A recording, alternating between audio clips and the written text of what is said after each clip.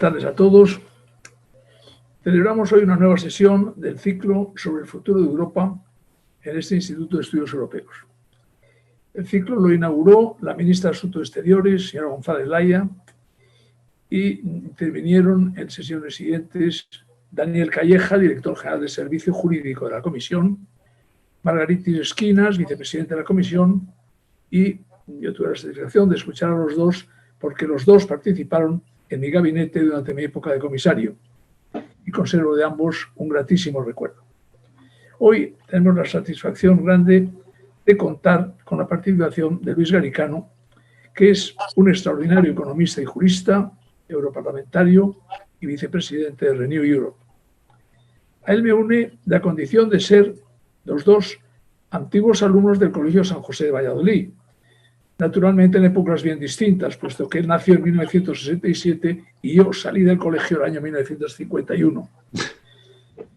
Luis Garicano es un gran economista que tiene un enorme prestigio. Se licenció en Ciencias Económicas y Derecho en la Universidad de Valladolid, luego obtuvo un título de máster en Estudios Económicos Europeos en el Colegio Europeo de Brujas y un segundo máster en Ciencias Económicas en la Universidad de Chicago, y ha recibido numerosos premios, entre ellos el Premio Fundación Banco Herrero al mejor investigador español de menos de 40 años por sus conocimientos económicos, empresariales y sociales.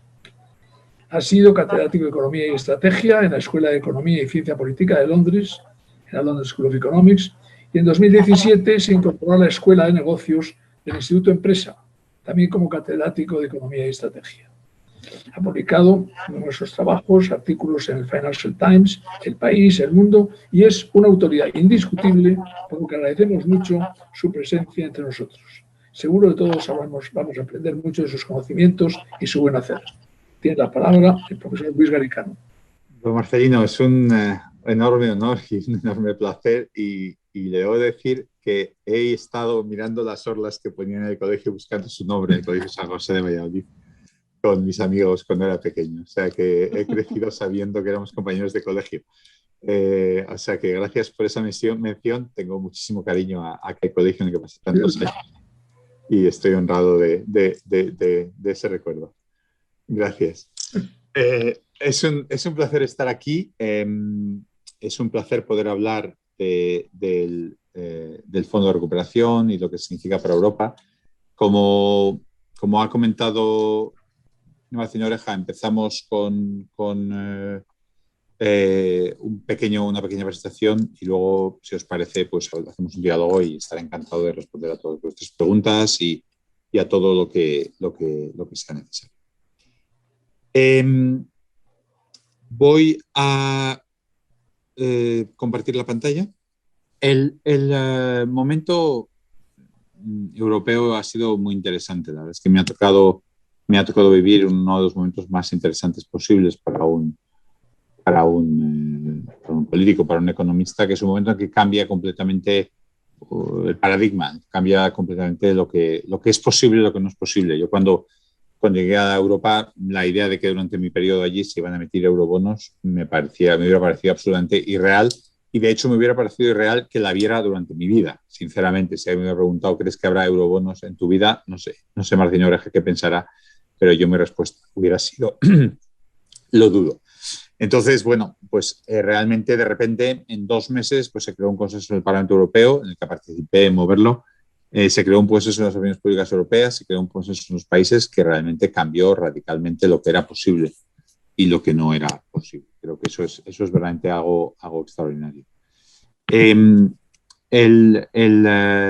plan del que vamos a hablar y de que voy a sacar algunas conclusiones y de que supongo que debatiremos luego, parte del acuerdo del Consejo Europeo del 21 de julio, que refleja, hubo varias resoluciones del Parlamento Europeo, 2 en concreto, en las que básicamente los elementos del plan están: la idea de emitir deuda conjunta, de que sean inyecciones directas, ayudas directas a los países y no préstamos, y la idea de que sean recursos propios los que se usen para pagar la deuda, que no sean recursos de los países. El Parlamento y el Consejo negociamos y dimos visto bueno el 18 de diciembre al texto definitivo. Estuve en el grupo de negociadores por el Parlamento Europeo como representante de Renew. El reglamento se aprobó ya en el Pleno hace un mes y pico y los parlamentos están tramitando ahora las órdenes de recursos propios y los planes. La orden de recursos propios consiste en que los países tienen que autorizar a Europa a que se endeude. Es decir, Europa no puede emitir deuda por su cuenta sin autorización de los países, y esto se ha metido en la orden de recursos propios, que ahora mismo tienen que aprobar todos los países por unanimidad. Hay algunos países que ya lo han ido haciendo, pero nos quedan todavía bastantes países de hacerlo. El dinero del que estamos hablando es un presupuesto extraordinario para luchar contra la pandemia. Es un presupuesto de 750.000 millones de euros extraordinario, que se suma al presupuesto habitual europeo en este caso, para los próximos 7 años, que también hemos aprobado en el trimestre último del año pasado, de 1 billón de euros, 1,074 billones. Eso supone pues, que hay una cantidad muy importante de dinero para Europa. En particular, hay una inyección directa de 390.000 millones, tanto en el mecanismo de recuperación como en el REACT-EU. ¿Cuánto recibe España? Bueno, España es uno de los principales receptores.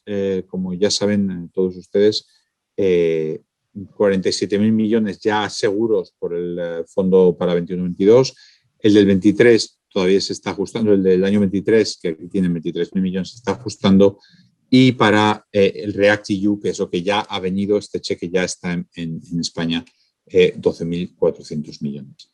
REACT-EU es un fondo de cohesión, más o menos habitual, excepto que no tiene condiciones y no tiene ninguna necesidad de cofinanciación por parte de España, lo paga toda Europa. Se puede usar para sistemas sanitarios, pymes y ERTES, y se puede distribuir entre los programas de cohesión típicos. Se ha repartido con respecto a la riqueza de la comunidad autónoma, con respecto al desempleo y al desempleo juvenil, y ha quedado este reparto en España que, bueno, que deja en primer lugar a las autonomías más grandes, y en particular Andalucía, que tiene también mayor desempleo. Pero lo importante, lo realmente novedoso, es el mecanismo de recuperación y resiliencia. Es un plan y yo, sinceramente, es casi imposible acordarse de lo que pensábamos en marzo y en abril, pero yo, sinceramente, cuando propuse un bazooka europeo en marzo, el 15 o el 18 de marzo, y escribí en El País, me parece, el 4 de marzo, cuando estábamos todos dando vueltas a cómo luchar contra lo que se venía encima con la pandemia, realmente no nos podíamos imaginar que hubiera un mecanismo de este tamaño acordado con países como Holanda, como Alemania, etc. El dinero se puede gastar en 6 áreas, de acuerdo con el Parlamento: transición verde, digitalización, competitividad, cohesión social, resiliencia y juventud e infancia. No se puede financiar en gasto recurrente, no se puede usar para financiar el gasto de todos los años, tiene que ser gasto excepcional. Y hay un tema muy importante, que es que viene con condiciones, ¿eh? No es un cheque, no es un cajero automático, es un dinero que Europa pone a disposición de los Estados con 5 condiciones. El plan debe contribuir a abordar las recomendaciones de reforma del semestre europeo, es decir, las reformas que Europa nos daba antes como consejos ahora tienen el dinero adjunto. Debe contribuir al crecimiento económico y a la creación de empleo. Debe contribuir a la transición ecológica, a la transición verde. Debe no tener ningún impacto negativo sobre el medio ambiente y debe contribuir a la transición digital. Si alguna de estas 5 cosas no se cumplen y no tienes una A en ese tema, no te pueden aprobar el plan. Las reformas son muy importantes. El plan tiene que decir qué reformas hay, cómo serán frente a los retos identificados en el semestre europeo. El semestre europeo es un proceso anual que sirve para supervisar y coordinar la política presupuestaria, fiscal, económica y social de la Unión Europea, y que consiste en que la Comisión hace un trabajo técnico y pone unas notas y le dice a la Comisión, a los países, lo que tienen que hacer. Luego el Consejo lo aprueba. Estas son las recomendaciones para España. Las he puesto están en cuatro capítulos. Controlar el crecimiento del gasto. Como están suspendidas reglas fiscales, aquí lo único importante son las pensiones. Invertir en innovación y transición energética. Aquí básicamente son 4 cosas que vamos a hacer: investigación, energía, ferrocarril, electricidad. Unidad de mercado, que muchas veces se olvida, que es importante. Y luego servicios sociales y temas de empleo, que tiene que ver con incentivos a la contratación, calidad de educación, abandono escolar, etc. Estas son reformas que en España son costosas y tienen problemas, sobre todo el tema de reforma laboral y el tema de reforma de pensiones, pero Europa realmente aquí no se insiste. Sin estas reformas no va a haber cambios. No va a haber dinero. La Comisión también nos ha puesto unas prioridades adicionales con números: energía renovable, renovación de edificios, vehículos eléctricos, 5G, DNI europeo, número de empresas en la nube duplicados y 4 de 5 graduados en FP deben de tener un trabajo y 3 de cada 5 deben tener formación. El elemento clave para que estas condiciones se cumplan no es la aprobación del plan, que uno puede aprobar un plan y luego hacer otras cosas. El elemento clave son los hitos y objetivos. El pago que recibe cada país cada 6 meses debe ligar al cumplimiento de unos hitos y objetivos. Hay un contrato que va a firmar la Comisión Europea con los países que hay que cumplir para que te liberen el dinero. Cuando vas cumpliendo, como si uno tiene un obrero en casa y cada vez que certifica un trozo de la obra, uno paga. Los países están haciendo sus planes. Unos países más avanzados ahora mismo es España. No hemos visto el plan, pero parece que la Comisión dice que está bastante satisfecha de momento con cómo está de avanzada la discusión. ¿Cuáles son los controles para que todo esto se cumpla? Desde el Parlamento Europeo hemos exigido y hemos logrado que haya controles externos por parte de la Oficina Antifraude y del Tribunal de Cuentas y que haya una base de datos con los nombres de todos los beneficiarios. Pero además hay una serie de controles a esta condicionalidad, a estas condiciones. Se tiene que evaluar el plan por la Comisión, lo tiene que aprobar el Consejo. Los pagos se tienen que hacer, como comentaba antes, a medida que se vayan implementando y que se vayan alcanzando los objetivos.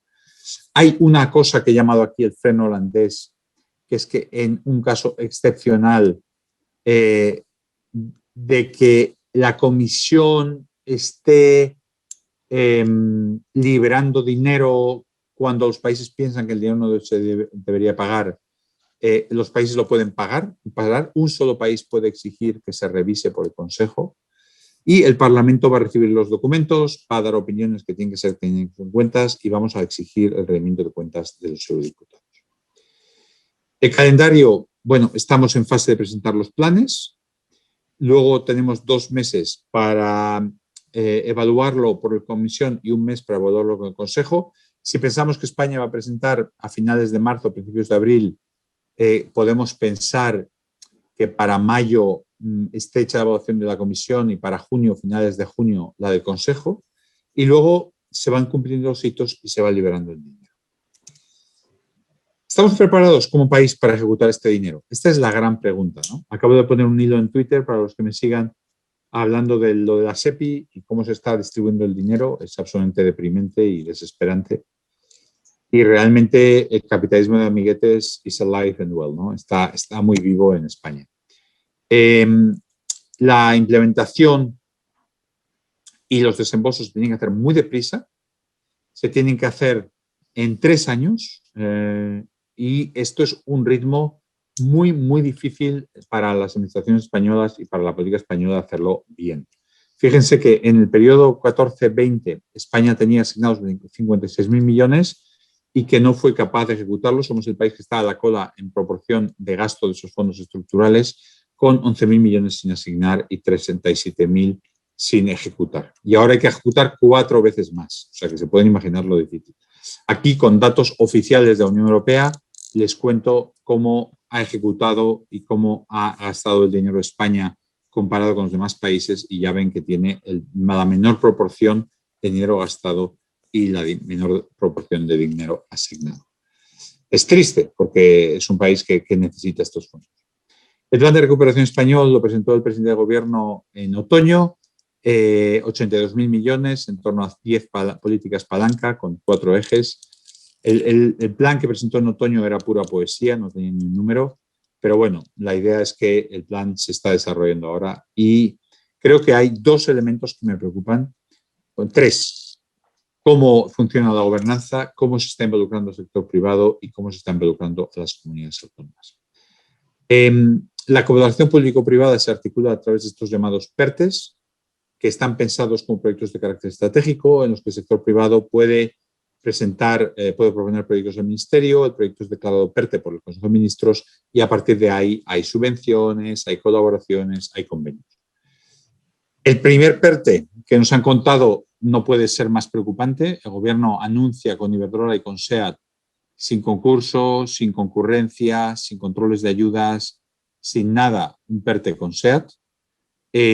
Las demás compañías de automóviles están a cuadros, no saben cómo se ha conseguido, por qué se ha dado este dinero a SEAT y no a Citroën o a cualquier a Ford. No sabemos qué concurrencia ha habido, no sabemos cómo se ha enterado el Gobierno de que SEAT tenía una propuesta, cómo se ha hecho esta negociación, con qué motivo SEAT ha conseguido entrar en Moncloa y Iberdrola.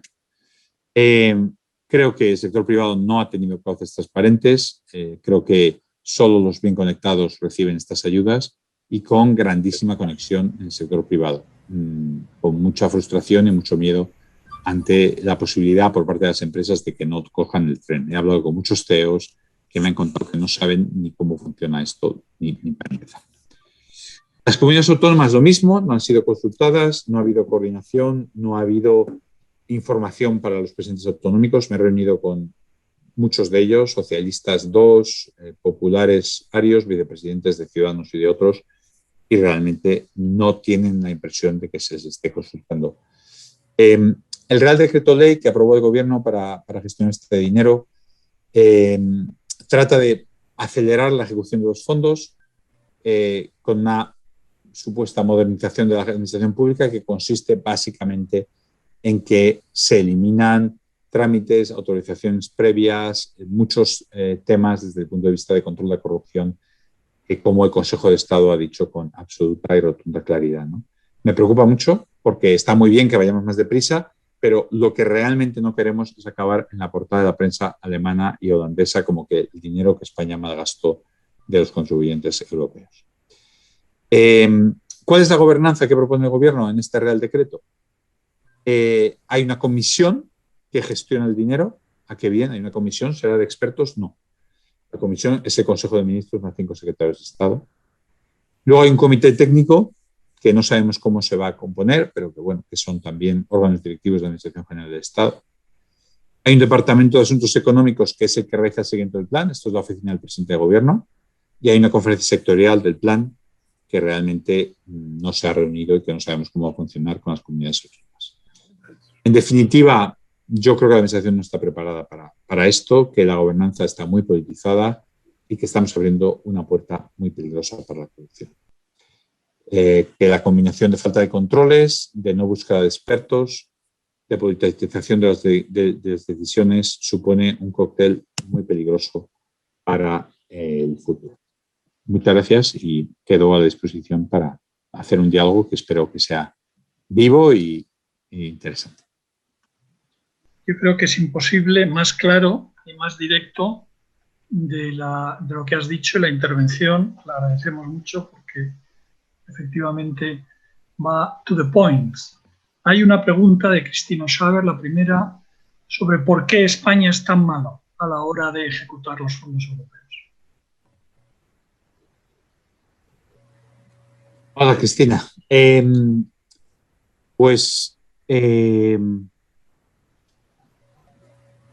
Hay varias razones. En primer lugar, se suelen, y a lo mejor el señor Oreja tiene visiones sobre esto, habiendo sido comisario de transporte y de energía, que son áreas donde hay que gastar.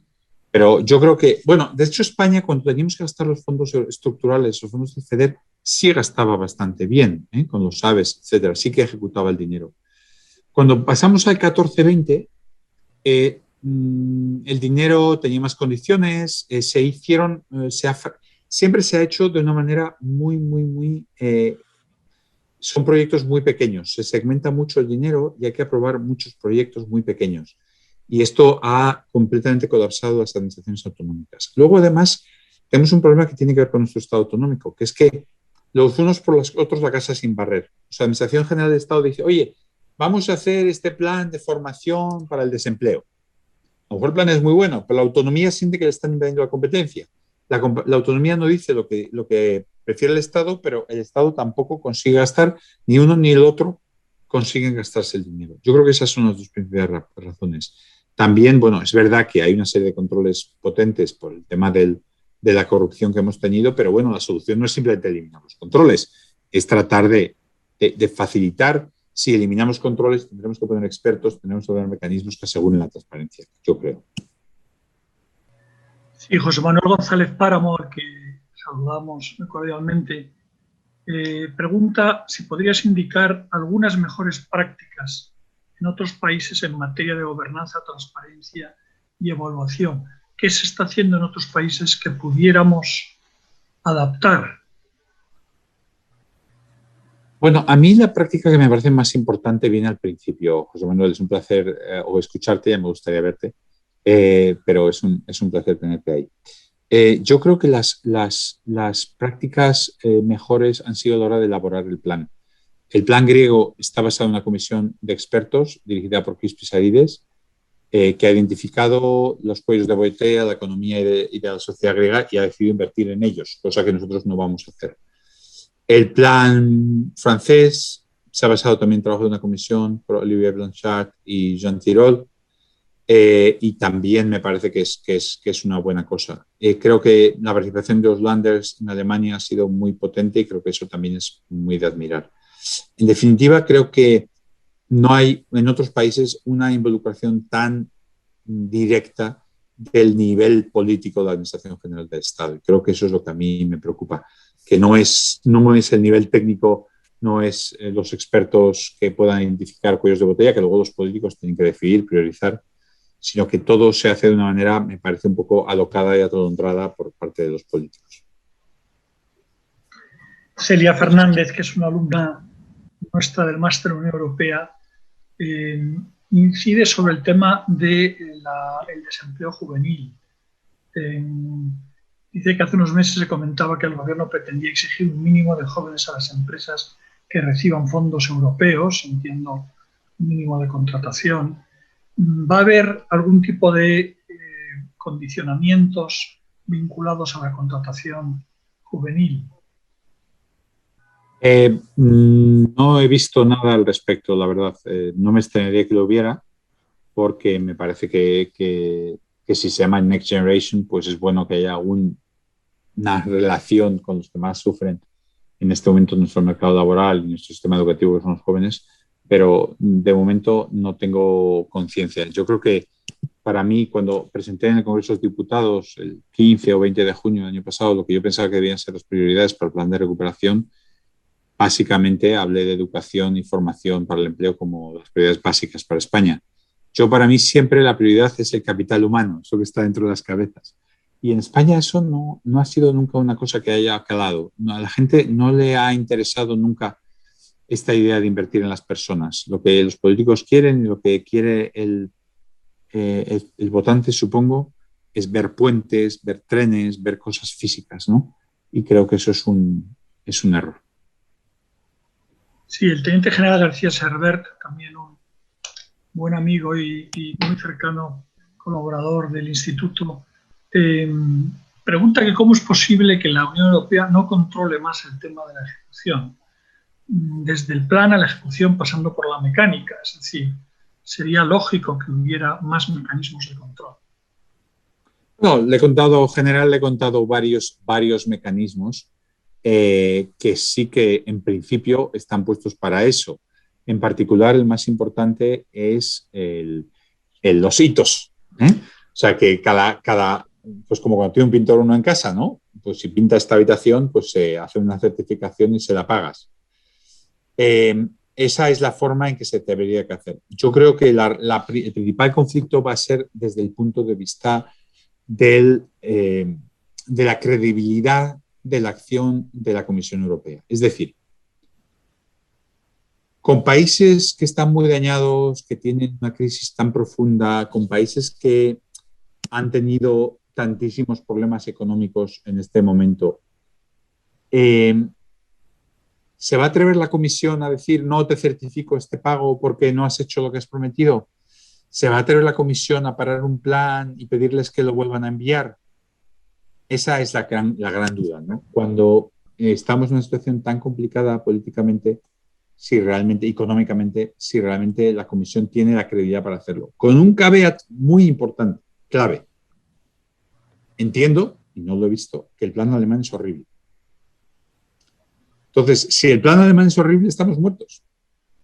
Porque una vez que la Comisión apruebe el plan alemán, y supongo que a Merkel no la van a rechazar su plan, pues las condiciones empiezan a no ser creíbles. O sea, la Comisión Europa en el año 2001-2002 se cargó el plan de recuperación, porque fue en ese momento cuando, plan de recuperación, se cargó el Pacto de Estabilidad y Crecimiento, porque fue en ese momento cuando Alemania y Francia tuvieron déficit y Europa dijo, bueno, no pasa nada. Bueno, si Alemania y Francia entran por aquí, los demás países dijeron, nosotros vamos detrás.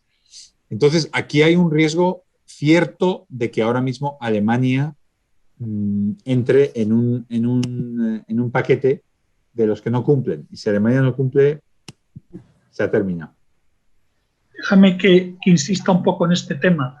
Nos has comentado que el Parlamento va a tener la posibilidad cada 2 meses de controlar a la Comisión. ¿Cómo va a ser ese control? Porque puede ser muy efectivo desde el punto de vista también de la opinión pública. ¿Existe ya, estáis trabajando en un reglamento interno? ¿Se va a hacer a través de unas comisiones determinadas? ¿Hasta dónde va a llegar? José María, como no se ve en el Q&A y se ve solo en la mano, decirte que Belén Becerril está con la mano levantada desde hace un rato. El Parlamento está poniendo en marcha esta semana un mecanismo de escrutinio que está hecho por las comisiones de Economía y Presupuestos conjuntamente, en el que estamos ahora nombrando los miembros y cómo va a funcionar, en el que va a venir la comisión a comparecer, en el que vamos a elaborar los documentos, vamos a estudiar los planes y vamos a hacer nuestras resoluciones y nuestros dictámenes. Belén, perdona que no había visto la mano. Nada, muchas gracias. Bueno, un placer, muchísimas gracias por esa presentación tan rica y tan concreta. Yo quería preguntar qué se cuenta en el Parlamento Europeo sobre el reglamento que quiere condicionar los fondos al respeto al Estado de Derecho. Porque, bueno, hablamos mucho de Polonia y Hungría y yo creo que con razón esa preocupación, pero esto puede tener implicaciones para muchos, ¿no? De hecho, yo miro para atrás y recuerdo esa propuesta de Podemos y del Partido Socialista de reforma del Consejo General del Poder Judicial y, bueno, afortunadamente parece que eso se ha parado porque se parecía bastante a la polaca, ¿no? O sea, creo que es bueno para todos que la Unión tome un papel firme en defensa del Estado de Derecho en estos tiempos difíciles de populismos y de polarización, ¿no? Entonces, bueno, ¿qué posibilidades reales existen? ¿No? ¿Cómo es el clima en el Parlamento, en la Comisión Europea? ¿Podríamos ver una limitación de esos fondos por problemas del Estado de Derecho en España o en otros Estados miembros? Muy buena pregunta, Belén. Hemos estado luchando con este tema durante 6 meses, como mínimo, con la vinculación de los fondos europeos al Estado de Derecho. Básicamente, lo que se hizo fue pasar un reglamento, efectivamente, como muy bien mencionas, que exige, se circunscribe un poquito el dominio a las vulneraciones del Estado de Derecho que tengan que ver con dinero, con la administración y gestión y transparencia y corrupción en la ejecución del dinero. Claro, nosotros pensamos, los europarlamentarios, que no pasa nada por esta restricción porque por ahí vamos a poder exigir el cumplimiento de todo, porque si la justicia no es independiente, si el Consejo General del Poder Judicial no es independiente, el dinero no se podrá fiscalizar. Hungría y Polonia se negaron una vez que se aprobó el reglamento y se negaron y dijeron que iban a no firmar la orden de recursos propios y consiguieron que prometiéramos que íbamos a posponer, no, que la Comisión prometiera que iba a posponer la aplicación. Al Parlamento le sentó fatal. Al Parlamento le pareció cómo era posible que la Comisión hiciera una promesa así al Consejo cuando la realidad es que el Consejo no tiene ninguna capacidad para exigirle a la Comisión que prometa que una cosa no la va a aplicar. Si es una ley, la tiene que aplicar, no hay otra. O sea, no, lo otro es absurdo. Entonces, se ve mal. Bueno, entonces la Comisión Es un poco borroso, ¿no? No, te vemos bien, no hay problema. Vale. Bien. La Comisión prometió al Consejo para conseguir desbloquear que lo iba a tardar unos meses en aplicar. El Parlamento está bastante enfadado y vamos a exigir que se aplique. Hay todavía un momento clave. Hungría y Polonia no han aprobado la decisión de recursos propios. Hungría y Polonia tienen un poquito la sartén por el mango, porque si no aprueban la decisión de recursos propios, todo esto se cae. Por otro lado, es un dinero que en parte les va a ellos, con lo cual tampoco lo quieren bloquear, pero no tanto, porque a Hungría recibe una salvajada de dinero, o sea, algo verdaderamente enorme, por fondos estructurales normales, con lo cual ellos con el dinero presupuesto ordinario tienen suficiente y podrían bloquear este presupuesto. O sea, aquí hay una partida de ajedrez muy complicada con mucho riesgo todavía. Si conseguimos que se ponga en marcha el reglamento, si no lo pone la Comisión en marcha, les vamos a llevar al Tribunal de Luxemburgo. O sea, que el Parlamento está dispuesto a pleitear para que esto se ponga en marcha.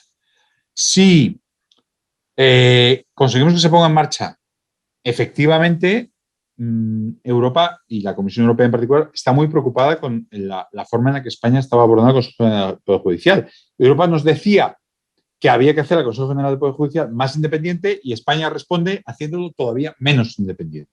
Entonces, eso es un área donde Europa está vigilando mucho y donde habrá que tener muchísimo cuidado. ¿Puede incluso llegar al punto de bloquear los fondos? Sin ninguna duda. Si vamos por ese camino por el que empezamos hace unos meses, sí. Por suerte, la Comisión dio un toque muy rápido, antes de que hubiera ni siquiera propuesta legislativa por el Gobierno de España, porque eso es muy inusual. La prensa no ha sido consciente de lo raro que fue que la vicepresidenta Jourova y el comisario Reinders hablaran de este tema sin propuesta legislativa española. Podrían haber dicho, oye, yo no lo he visto, no digo nada. Y hablaron precisamente porque a ellos les preocupa llegar al punto en el que haya que parar algo. Prefieren decir, oye, cuidadito que estamos mirando. Y creo que fue algo importantísimo. Yo he tratado de hacer mi parte como miembro del partido del comisario y la vicepresidenta para que entendieran lo que está pasando en España y para que nos dieran un toque de atención al país, porque me parece que es fundamental y creo que ha sido muy bueno ese toque de atención.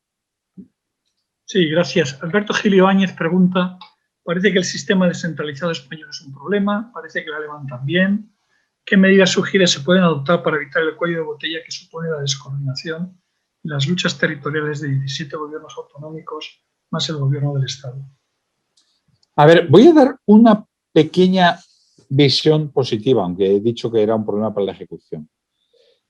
Una cosa que pasa y que la gente quizás es menos consciente en las comunidades autónomas es que en las comunidades autónomas se trabaja de una forma bastante menos polarizada y de una forma bastante más sensata que en el gobierno central. En Valencia estuve visitando la región con Ximo Puig, con Toni Cantó. Ximo Puig nos contó sus planes en Castilla, en Extremadura, con Paje, en Feijóo, en Galicia. La impresión que me dio es que había un ambiente de mucho más diálogo. Yo creo que si hay una componente, con la salvedad de Madrid y Cataluña, que están en estos procesos constituyentes o raros, si hay un sitio donde funcione bastante bien la administración, la política en España, son las comunidades autónomas y los ayuntamientos. Creo que todo funciona de una manera más normal, más europea, menos loca, ¿no?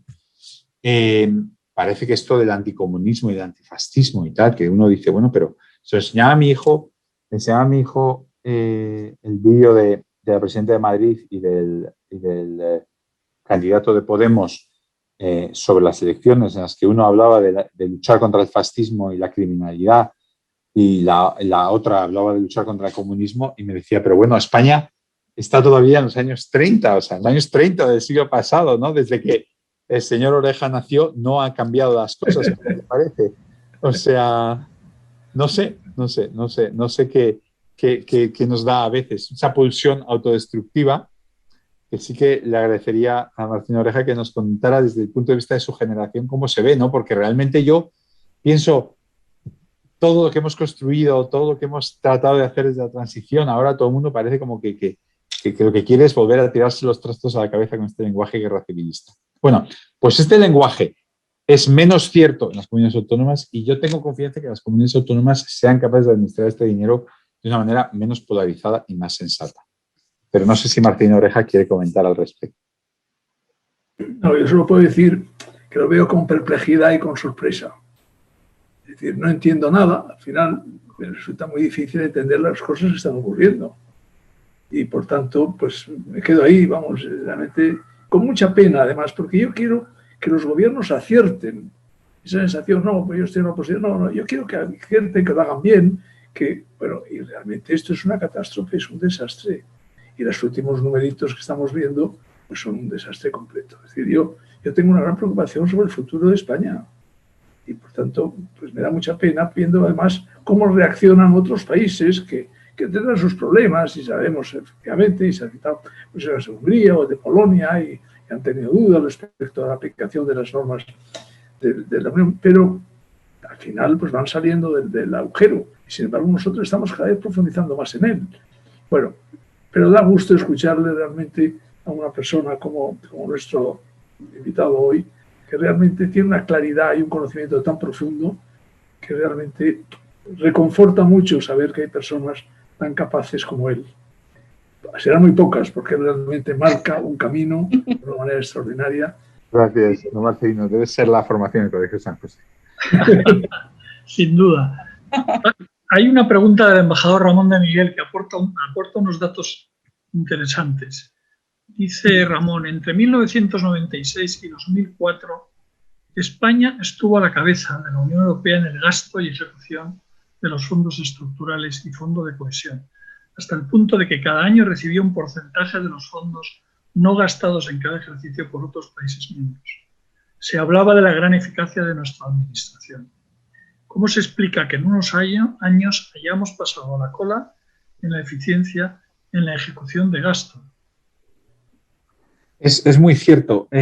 Creo que la diferencia era el tipo de proyectos, como he apuntado un poquito antes, ¿no? El proyecto típico de 6.000 millones para el AVE de Olmedo a Orense, de Olmedo a Orense, 6.000 millones se licitan de una vez, se ejecutan y ya. Claro, cuando estamos hablando del dinero para ayudas del Fondo Social Europeo, ayudas para la formación, se licitan de poco a poco, se dan, se paran, entonces yo creo que ahí hay más problemas. Luego ha habido otro segundo problema, sin duda, es que hemos tenido un problema gravísimo de corrupción que ha estallado más o menos con la crisis financiera, que ha paralizado, por ejemplo, voy a inaugurar dentro de poco los cursos de formación en Andalucía con la consejera, y la realidad es que el gasto en formación en Andalucía ha sido cero. No ha sido bajo, ha sido cero porque el gobierno socialista, cuando se encontró con los escándalos que ellos mismos habían creado, dejaron de firmar nada. Entonces, parte de eso ha tenido que ver con ello también. Muy bien. No sé si hay alguna pregunta más. Sí, hay una en el chat. Hay una en el chat y luego hay varias que nos hemos saltado, yo creo. Hay una pregunta, Pérez Cuestas, sobre el tema del marketing, que no se hacía, que se sigue no haciendo bien, digamos, de cara a la ciudadanía, la venta de todo lo que se consigue a nivel europeo. La gente sigue siendo crítica y, por ejemplo, este gran paso pues no acaba de ser percibido, si se contempla desde la pregunta, por parte de la ciudadanía.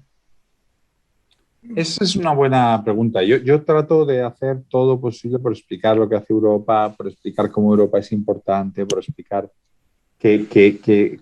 cómo contribuye Europa, ¿no? Y es verdad que a la gente le resulta muy remoto, no nos va a intervenir lejos, no sabe muy bien cómo funciona. La realidad es que el sistema institucional es muy complejo, ¿no? Y eso no ayuda. Es difícil explicarlo. Yo creo que la gente sí que sabe que los fondos son europeos, la verdad. Yo creo que hasta ahí sí que llegan. Pero sí, es cierto que es una de las cosas que yo me planteé como uno de mis grandes objetivos viniendo a Europa, viniendo a Bruselas, buscar el que esta información fuera transparente y que la gente supiera cómo funciona Europa. Y por eso hago una cosa como la de hoy.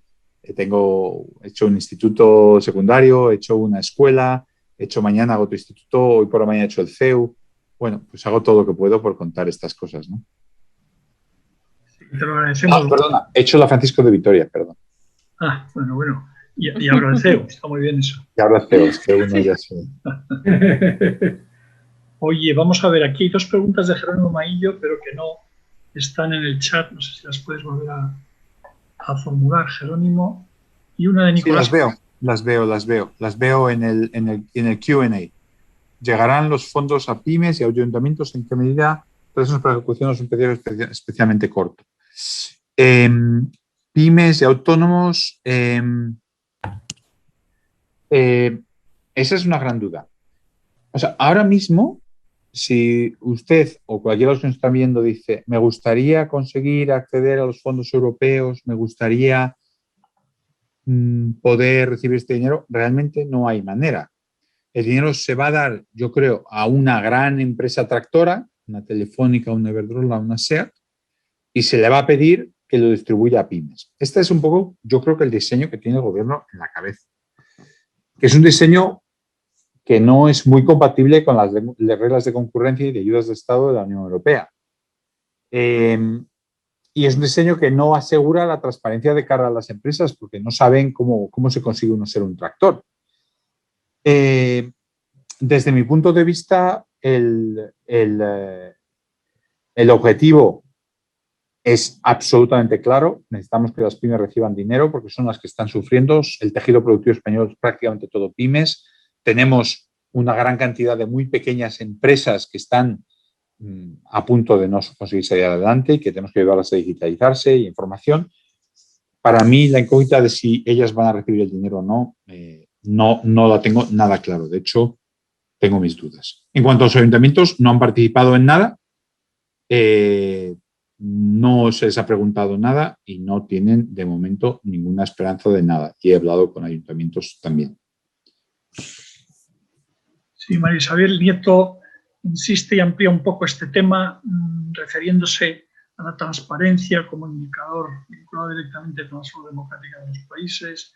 ¿Qué más se puede hacer a su juicio para estar ojo al visor y pendiente de la calidad democrática de nuestro país en general, pero en particular en el control y la transparencia en la ejecución de los fondos?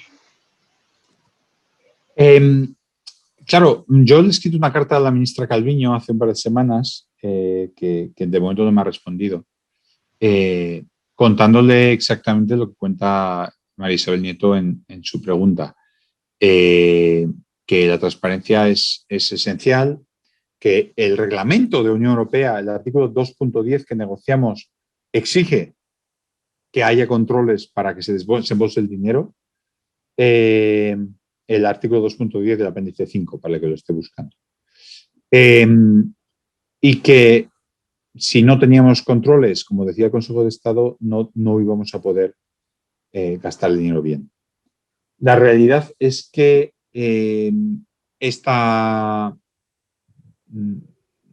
este mecanismo que se ha puesto en marcha por vía del Real Decreto que se aprobó con aquellos votos de Vox, bueno, la abstención de Vox, porque los demás votamos en contra, fue, yo creo que un error. Yo creo que no es un mecanismo que vaya a permitir que podamos asegurar esa salud democrática y yo, como la comisión no sea la que lo exija, bueno, nosotros lo vamos a exigir de este Parlamento. Yo haré todo lo posible por asegurar desde el Parlamento que este dinero se gasta bien, pero no tengo nada claro que esto vaya a poder ser así.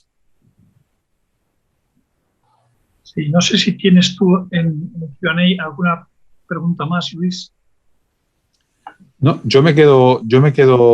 Belén, me parece que tiene otra pregunta. Bueno, si queda tiempo, yo también quería preguntar sobre otra cuestión. Publicaba Timothy Gattonash en The Guardian hace unos días un artículo en el que trataba de hacer balanzas sobre el papel de la Unión Europea durante el último año. Y decía que, en su opinión, la Unión Europea había tenido un gran éxito, que era el Fondo de Recuperación, y un fracaso, que era el proceso de vacunación. y yo quería preguntar su opinión sobre el papel de la Unión en el último año. A ver, yo si me preguntas, Belén, el día 31 de diciembre, yo hubiera tenido una posición bastante positiva, o el 15 de diciembre. Estaba enfadado con la EMA por tardar una semana de más, pero bueno, no quería tampoco meterme en el lío de llamarles al orden crearles una situación complicada. Pero realmente desde entonces estaba muy satisfecho porque efectivamente el gran éxito del año 2020 fue todo lo que hemos hablado hoy, el Fondo de Recuperación. El gran fracaso es lo que no hemos hablado. El gran fracaso de Europa está siendo el plan de vacunación. Por razones extremadamente políticas, en mi opinión, y no científicas. Empiezo por el final, empiezo por hoy. ¿Cómo es concebible que sin ninguna evidencia científica los países paren la vacuna de AstraZeneca? Voy hacia atrás. ¿Cómo es concebible que Macron y Merkel, para justificar que habían firmado mal los contratos, se metan con AstraZeneca y despierten dudas sobre la vacuna? ¿Cómo es concebible, sigo más hacia atrás, que la aprobación, tanto ahora de Johnson como en diciembre de AstraZeneca, de Moderna, etcétera, se haga varias semanas después que el Reino Unido que Estados Unidos? O sea, y ya, ¿cómo es concebible, yendo al principio de la historia, que el verano pasado Europa estuviera obsesionada con lo que ellos llaman las indemnities, las indemnizaciones, los contratos, la responsabilidad civil y el precio? ¿A quién le importa el precio de las vacunas? O sea, estamos hablando de calderillas. Desde una perspectiva macro, son cantidades irrelevantes. O sea, una vacuna de 10 euros, una persona en la UBI cuesta 500.000 euros. Una empresa cerrada cuesta millones y millones y millones. O sea, por favor. Entonces, la comisión se obsesionó con negociar el precio, firmamos los contratos tarde, los contratos son blandos, no exigen lo que tienen que exigir. Europa, o sea, les pongo una sola cifra. Europa exportó solo en febrero 8 millones de vacunas al Reino Unido. El Reino Unido puso 11 millones de vacunas. O sea, de los 11 millones que puso el Reino Unido, gran éxito, 8 millones de Europa. O sea, Europa ahí realmente ha fracasado, en mi opinión. Y yo estoy verdaderamente, como se puede ver, muy enfadado. No lo puedo decir mucho, porque claro, tampoco quiero generar sentimiento antieuropeísta, pero sinceramente estoy verdaderamente decepcionado. Ursula von der Leyen, cuando vino a Europa, se dijo un tema capital, que había sido catastrófica su gestión del procurement, de la compra pública en el ejército alemán, particularmente había tenido un escándalo con los tanques. O sea, que esa era su debilidad. Bueno, pues ahí la hemos visto. Sí, vamos a ir acabando. Tenemos 2 preguntas finales que voy a vincular. Me parece que Marcelino Oreja quiere hacer una pregunta. Por favor, Marcelino. Yo quería preguntarte, Luis, ¿cuál es tu evaluación sobre el papel de la comisión? Yo pertenecía a una comisión que estaba presidida por Jacques Delors, pues imaginar lo que era aquello, ¿eh? Éramos muchos menos países, éramos 12 países, y realmente el enfrentamiento de Jacques Delors era temido por los gobiernos y por tanto por el Consejo. Tenía una gran autoridad. Luego, el siguiente, que también me tocó, pues era distinto. En fin, yo me quedo con Jacques Delors, que es la persona con quien realmente yo aprendí bastante, o mucho, y yo recuerdo que el primer día que llegué a la comisión, se planteaba un tema que yo no conocía suficientemente, y me dijo, ¿pero cómo puede usted hacer esa pregunta? Pero eso es un disparate. Yo dije, ¿pero dónde me he metido? Pero si a mí no se metían conmigo de una forma tan clara en Madrid cuando yo hablaba o tal o en la universidad. Bueno, yo quedé muy confundido y dije, pero yo me tengo que marchar de aquí porque no me pueden insultar así públicamente. Bueno, la verdad es que luego pues me llevé muy bien con él y por cierto, su mujer era de un pueblecito del sur de Francia, muy cerca de donde yo había estudiado, de zona pues casi fronteriza, y por tanto a través de eso pues realmente yo me llevé al final bien con Jacques. Pero recuerdo aquel primer contacto que a mí me deprimió muchísimo. Dije, pero ¿qué es esto? Tenía toda la razón porque yo tenía un desconocimiento completo del tema. Pero por eso mi pregunta es, entonces pesaba la comisión, no cabe duda. Y en este momento tiene peso la comisión. Claro, era una comisión en la que había muchos menos. Aunque había 2 comisarios por país, pero claro, eran muchos menos en total, porque el número de países entonces eran 12, luego fue aumentando, y a partir del 95 la cosa ya fue haciendo distinta, y yo estuve hasta el 2000, y realmente se notó mucho la etapa anterior, porque había menos países y sobre todo la autoridad de una persona como él. En este momento el presidente de la Comisión es capaz de enfrentarse, si adopta una posición que realmente se puede evaluar de una forma positiva. Es un poco lo que quería preguntarte, tú que conoces. Es muy buena pregunta y es muy relevante para el tema que estamos discutiendo de las vacunas. No, y no es por una cuestión estructural, yo creo. En la comisión anterior, el presidente Juncker se inclinaba hacia el Parlamento para reforzarse frente al Consejo, frente a los Estados. Él conocía muy bien la dinámica. Sí. Yo creo que Juncker llegó a ser incluso contemporáneo suyo, sí. porque realmente yo creo que lleva desde los 90 en política. Entonces, él se lo conocía muy bien y usaba el Parlamento como contrapeso del Consejo. La realidad es que von der Leyen funciona básicamente, yo diría casi como correa de transmisión de Merkel. O sea, no tiene capacidad, no ha tenido hasta ahora ninguna capacidad para oponerse al Consejo en ningún tema, como se ve en el hecho de que cuando sacaron el plan de recuperación en el verano pasado, en julio, la división de dinero, básicamente toda la parte de la propuesta, que era dinero europeo común, desapareció y todo fue dinero para los diferentes estados.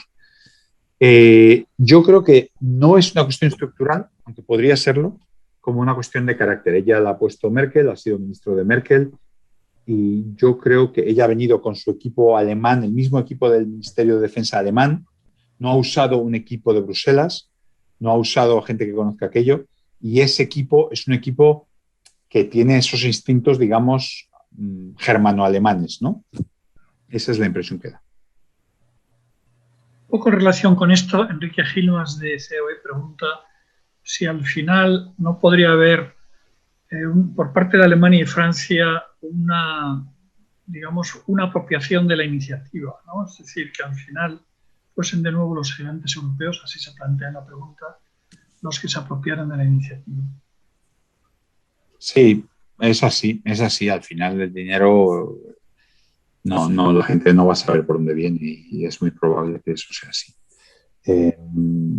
Es difícil que seamos capaces de explicarle a la gente cuando los gobiernos están entre medias. Los gobiernos tienen ese papel, ¿no? Siempre lo malo es culpa de Europa, lo bueno es culpa del gobierno y siempre tratan de buscar la forma de pasar las malas cosas, ¿no? Muy bien, pues yo creo que vamos a poner punto final aquí. Ha sido muy interesante, Luis, te agradecemos mucho. Muy claro. Yo os doy las gracias a vosotros, os digo por qué, porque tener a Martín Oreja aquí ha sido un honor, un privilegio verle también y hubiera pagado dinero por estar en este panel. O sea que es un verdadero gusto y una sorpresa verle así. O sea, realmente encantado de disfrutarlo. Gracias. Gracias. Mucho contigo y se aprende siempre. De manera que me gustaría que de alguna forma pues vinieras de vez en cuando a nuestro instituto. Estoy encantado. Es muy grande tenerte a ti. Quedamos en eso. Así lo haré. Muchas gracias. Muchas gracias. Adiós.